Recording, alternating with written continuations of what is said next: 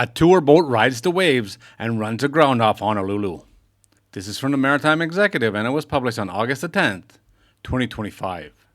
On Saturday, a tour vessel was swept sideways by heavy surf while attempting to transit into a small harbor in Honolulu, sending the boat off course and causing it to run aground. At about 8 a.m. on Saturday morning, the 75-foot passenger vessel Discovery was inbound into a small craft harbor about 1,500 yards southeast of the main Honolulu Harbor entrance.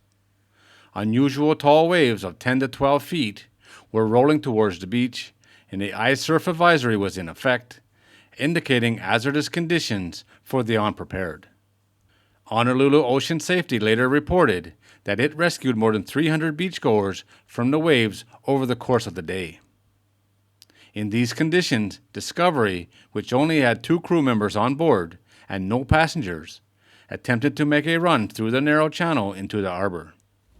Like a fishing boat trying to cross a bar, Discovery was overtaken by a wave, which lifted her and carried her forward. The vessel then veered sharply to the starboard and ended up broadside to as the wave broke. Luckily, Discovery was large enough and stable enough that she did not capsize. At about 8:25, Coast Guard sector Honolulu received a report that Discovery had gone aground on the reef, just 60 feet outside of the harbor. The master reported that the vessel lost propulsion during the grounding.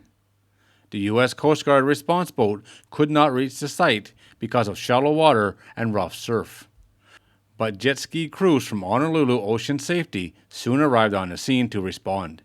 They found that the master and crew member on board Discovery were uninjured. At about 6:25, a tug arrived on the scene to pull Discovery off the reef. The boat's deck cleats failed, and the operation was halted. Discovery eventually drifted up against a nearby seawall near the harbor entrance, enabling salvage and cleanup.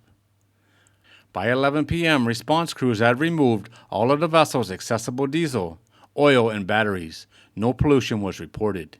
The Coast Guard is investigating the cause of the grounding, and state officials are overseeing the vessel's salvage. The safe removal of a large grounded vessel is a complex undertaking that requires careful coordination and planning.